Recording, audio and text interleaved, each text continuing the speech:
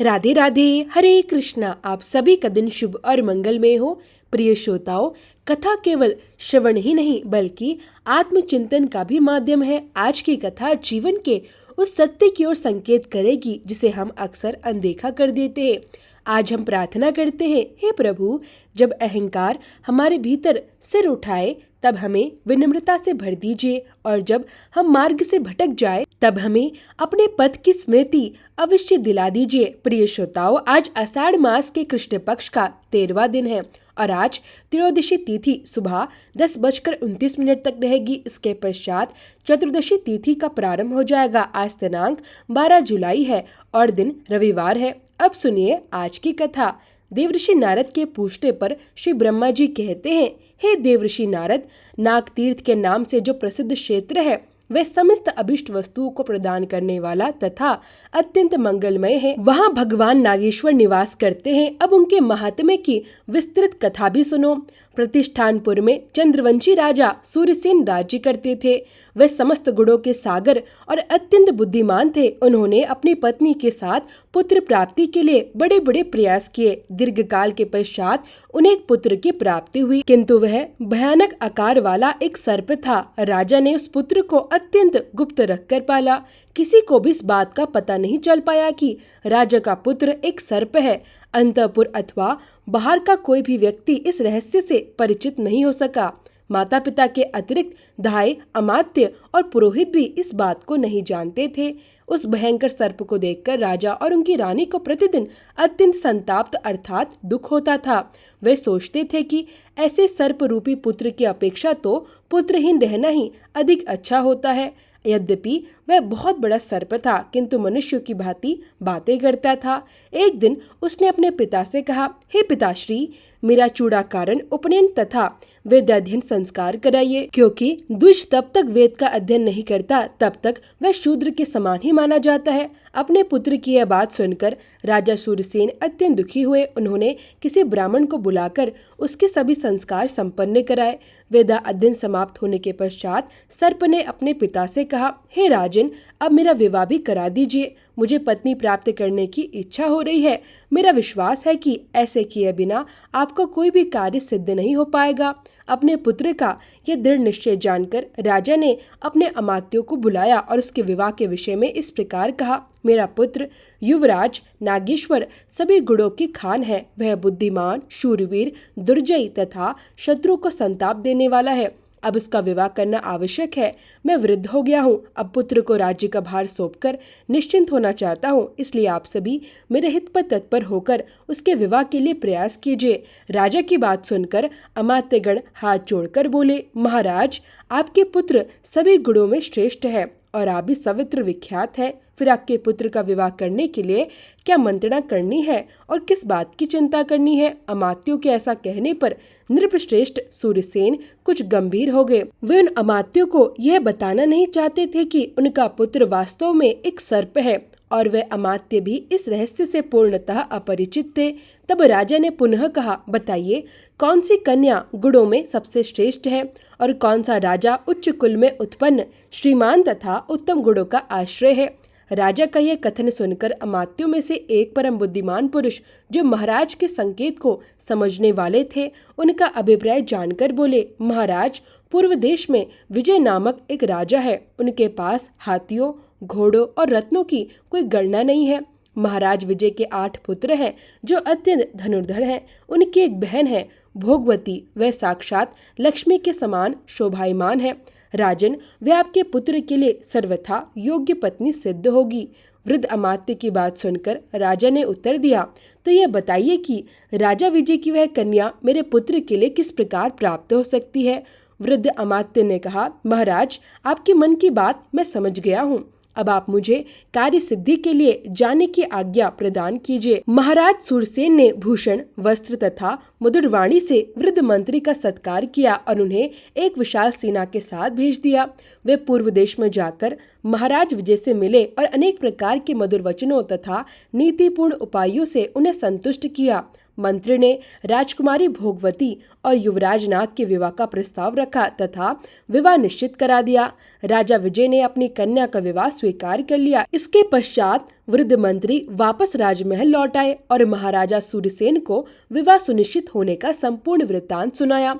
बहुत समय व्यतीत हो जाने के पश्चात वही वृद्ध मंत्री अन्य सभी सचिवों को साथ लेकर पुनः राजा विजय के यहाँ पहुँचे और इस प्रकार कहने लगे, राजन, महाराज सूरसेन के राजकुमार नाग अत्यंत बुद्धिमान और गुणों के सागर हैं।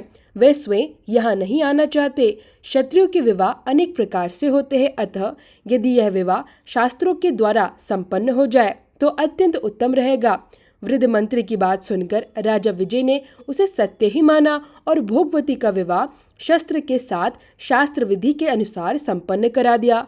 विवाह के उपरांत महाराज ने बड़े हर्ष के साथ बहुत सी गौएं, स्वर्ण, अश्व तथा अन्य बहुमूल्य सामग्री दहेज में देकर अपने कन्या को विदा किया। साथ ही अपने अमात्यों को भी उनके साथ भेजा। वृद्ध मंत्री तथा अन्य सचिव प्रतिष्ठानपुर पहुंचकर महाराज सूरसेन को उनकी पुत्रवधु समर्पित कर दी।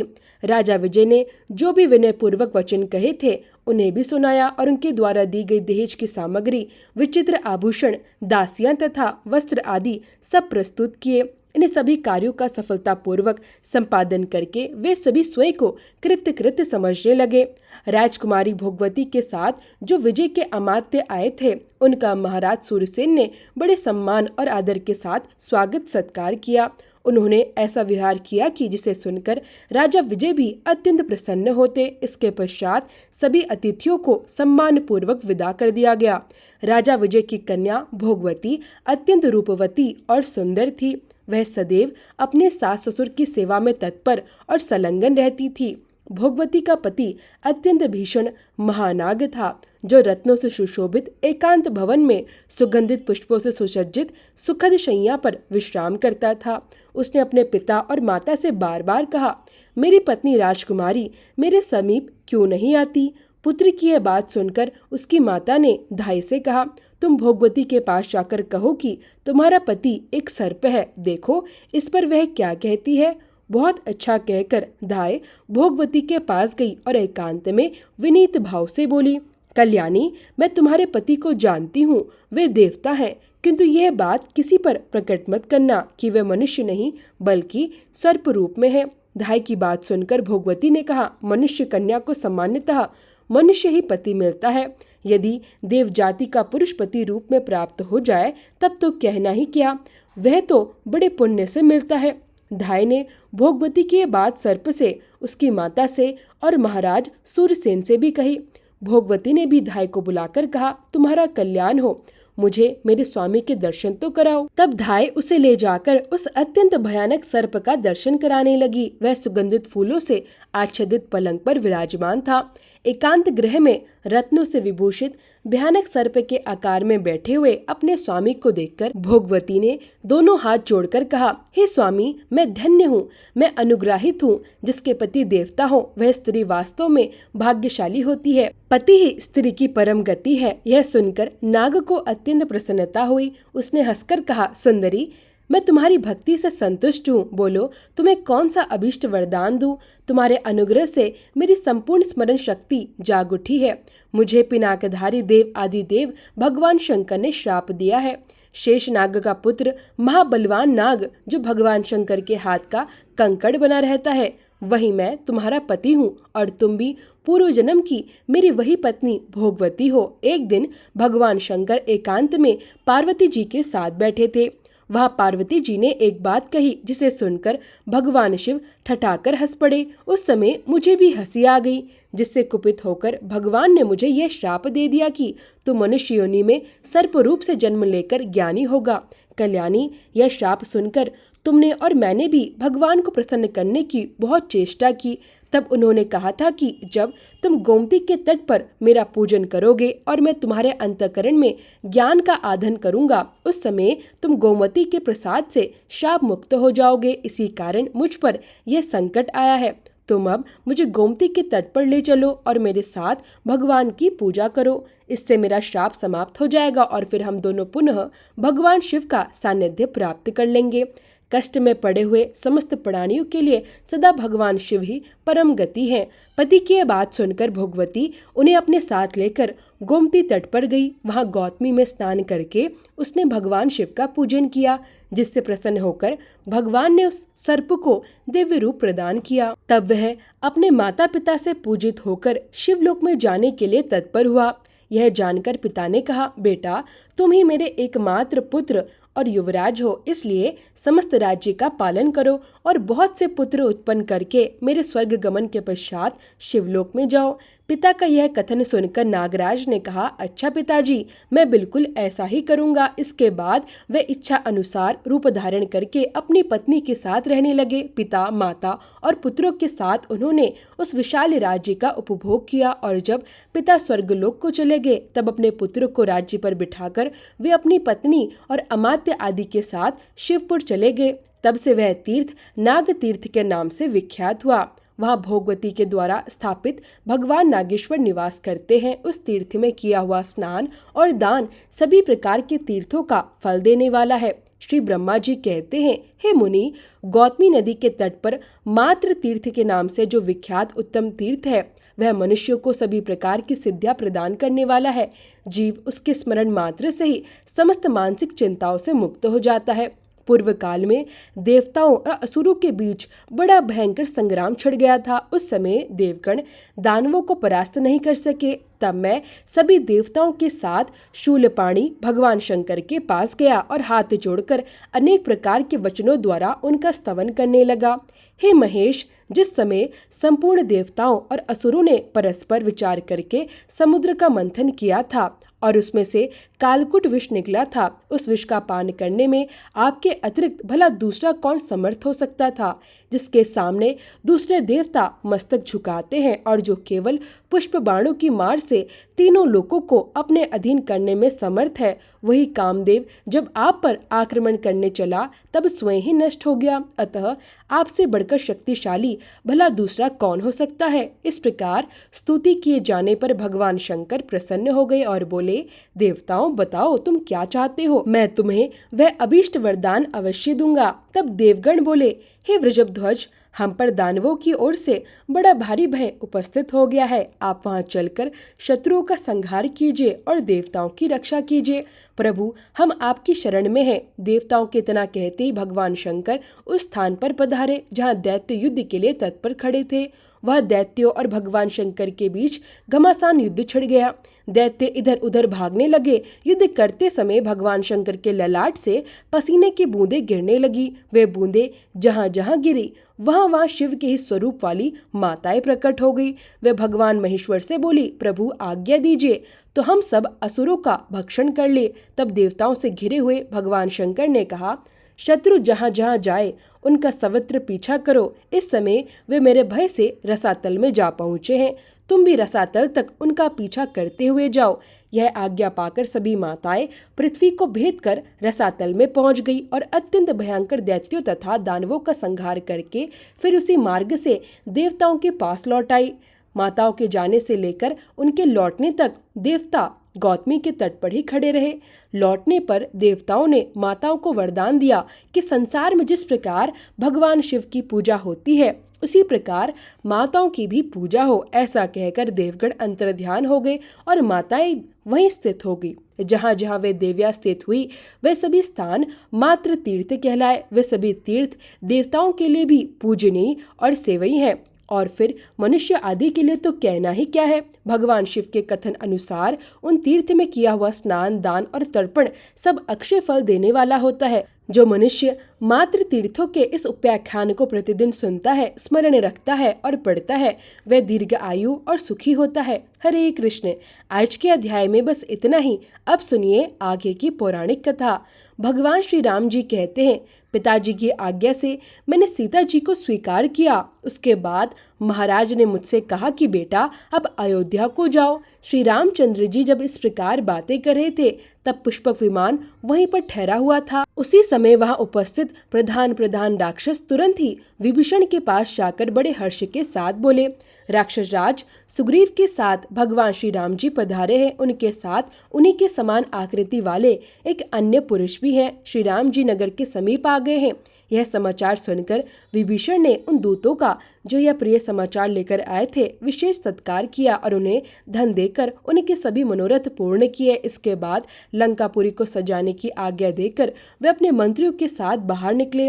मेरु पर्वत पर उदित हुए सूर्य के समान तेजस्वी भगवान श्री राम जी को विमान पर विराजमान देखकर विभीषण ने उन्हें साष्टांग प्रणाम किया और कहा, भगवान, आज मेरा जन्म सफल हो गया, मेरे सभी मनोरथ पूर्ण हो गए, क्योंकि आज मुझे आपके विश्ववंग चरणों का दर्शन प्राप्त हुआ है। इस प्रकार श्री रघुनाथ जी का अभिवादन करके वे भरत और सुग्रीव से भी गले मिलकर मिले। इसके बाद उन्होंने स्वर्ग से भी अधिक शोभायमान लंकापुरी में सभी को प्रवेश कराया और सब प्रकार के रत्नों से सुशोभित रावण के जगमगाते हुए भवन में उन्हें ठहराया। जब श्री राम जी आसन पर विराजमान हो गए तब विभीषण ने अर्घ्य अर्पित करके हाथ जोड़कर सुग्रीव और भरत से कहा, यहाँ पधारे हुए भगवान श्री राम जी को भेंट करने योग्य कोई वस्तु मेरे पास नहीं है। यह लंकापुरी तो स्वयं भगवान नहीं त्रिलोकी के लिए कंटक रूप पापी शत्रु का वध करके मुझे प्रदान की है। केवल यह लंकापुरी ही नहीं बल्कि ये स्त्रियां, ये पुत्र और स्वयं में भी यह सब कुछ भगवान की सेवा में समर्पित है। भगवान, आपको नमस्कार है, कृपया करके इसे स्वीकार करें। इसके बाद राजा विभीषण का मंत्रिमंडल और लंका के निवासी श्री राम जी के दर्शन के लिए उत्सुक होकर वहां आए और विभीषण से बोले, प्रभु, हमें भी श्री राम जी का दर्शन करा दीजिए। विभीषण ने महाराज श्री राम से उनका परिचय कराया और श्री राम जी की आज्ञा से भरत ने उन्हें राक्षसपतियों द्वारा भेंट में दिए हुए धन और रत्नों की राशि को ग्रहण किया। इस प्रकार राक्षस राज के भवन में श्री रघुनाथ जी ने 3 दिन तक निवास किया।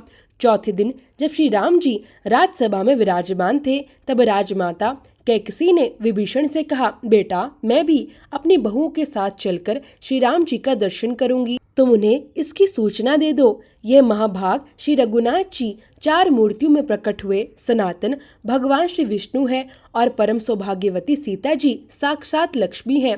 तुम्हारा बड़ा भाई उनके स्वरूप को नहीं पहचान पाया था।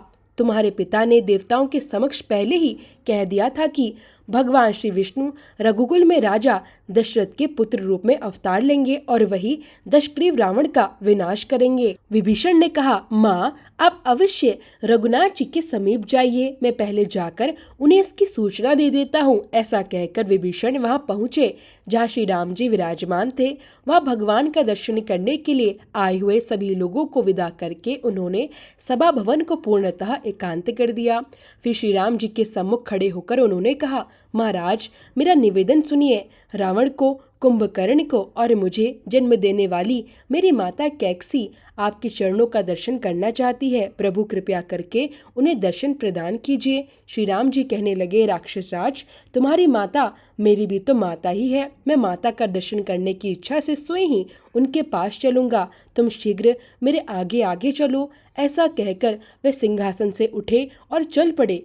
कैकसी के पास पहुंचकर उन्होंने मस्तक पर अंजलि बांधकर उन्हें प्रणाम करते हुए कहा, देवी, मैं आपको प्रणाम करता हूँ। मित्र की माता होने के कारण आप धर्मतः मेरी माता है। जैसे कौशल्या मेरी माता है उस प्रकार आप भी मेरी माता है। आप नीलकंठ, भीम, वेदा, ब्रह्मा जी के द्वारा स्तुत कुमार कार्तिकेय के शत्रु का विनाश करने वाले, कुमार को जन्म देने वाले, विलोहित, ध्रुम, शिव, कृथन, नील, शिखंड, शूली, दिवशाई, उग्र और त्रिनेत्र आदि नामों से प्रसिद्ध है। सोना और धन आपका वीर्य है। आपका स्वरूप किसी के भी चिंतन में नहीं आ सकता। आप देवी पार्वती के स्वामी हैं। संपूर्ण देवता आपकी स्तुति करते हैं। आप शरण लेने योग्य, कामना करने योग्य और साध्य नाम से प्रसिद्ध है। प्रभु, आपको नमस्कार है। आपकी ध्वजा में वृषभ का चिन्ह है। आप मुंडित भी हैं और जटाधारी भी। आप ब्रह्मचारी व्रत का पालन करने वाले, तपस्वी, शांत, ब्राह्मण भक्त, जय स्वरूप, विश्व के आत्मा, संसार की सृष्टि करने वाले और संपूर्ण विश्व को व्यापित करके स्थित है। आपको नमस्कार है। आप दिव्य स्वरूप, शरणागतों का कष्ट दूर करने वाले, भक्तों पर सदा ही दया रखने वाले और विश्व के तेज तथा मन में व्यापत रहने वाले हैं। आपको बारंबार नमस्कार है। पुलत्स्य जी कहते हैं, इस प्रकार स्तुति करने पर देव आदिदेव महादेव जी ने अपने सामने खड़े हुए श्री राम जी से कहा, रघुनंदन आपका कल्याण हो।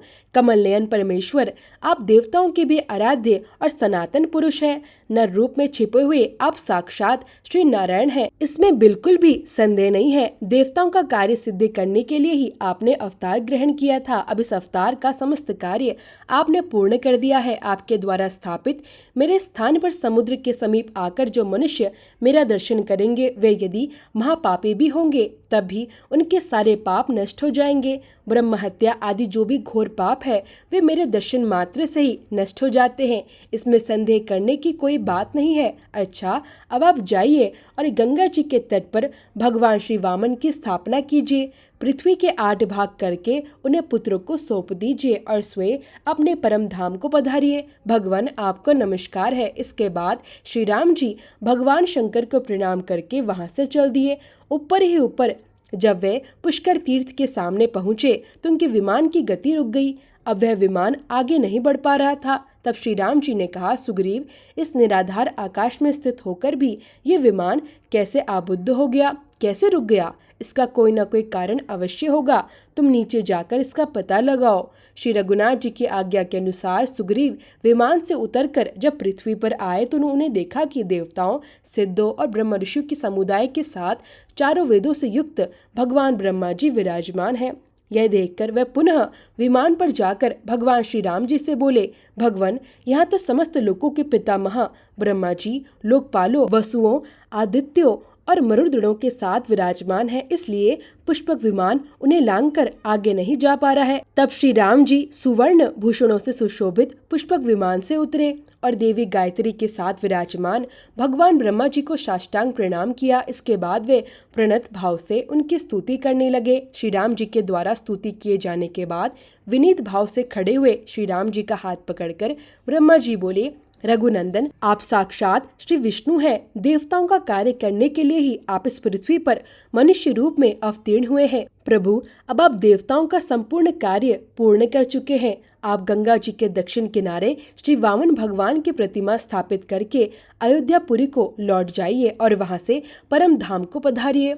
महादेव जी के बाद ब्रह्मा जी से भी आज्ञा प्राप्त करके श्री रामचंद्र जी ने उन्हें प्रणाम किया और पुष्पक विमान पर चढ़कर वहां से मथुरापुरी की यात्रा की। वहां पुत्र और पत्नी सहित शत्रुघ्न जी से मिलकर श्री राम जी भरत और सुग्रीव के साथ अत्यंत संतुष्ट हुए। शत्रुघ्न ने भी अपने भाइयों को उपस्थित देखकर उनके चरणों में मस्तक झुकाकर प्रणाम किया।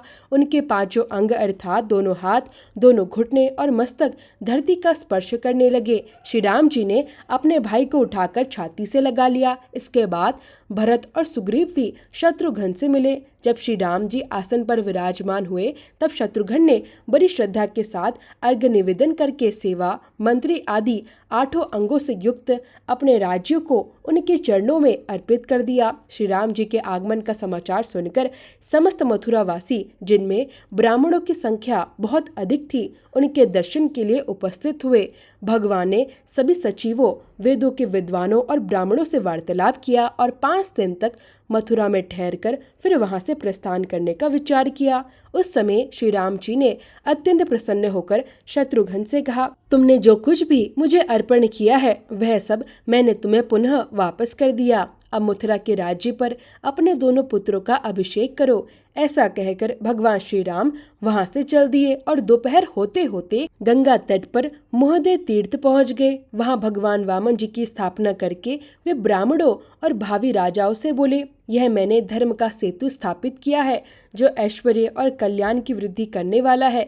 समय अनुसार इसका पालन करते रहना चाहिए, किसी भी प्रकार इसका उल्लंघन करना उचित नहीं है। इसके बाद भगवान श्री राम वनराज सुग्रीव को किष्किंधा भेजकर अयोध्या वापस लौट आए और पुष्पक विमान से बोले, अब तुम्हें यहाँ आने की आवश्यकता नहीं होगी। जहाँ धन के स्वामी कुबेर हैं, तुम अब वही निवास करो। इसके बाद श्री राम जी संपूर्ण कार्यों से निवृत्त हो गए। अब उन्होंने अपने लिए कोई भी कर्तव्य शेष नहीं समझा। भीष्म, इस प्रकार मैंने श्री राम की कथा के प्रसंग से भगवान श्री वामन के प्राकट्य की वार्ता भी तुमसे कह दी। राधे राधे। आज के अध्याय में बस इतना ही। इसके आगे की कथा आप सभी अगले अध्याय में अवश्य सुनिएगा।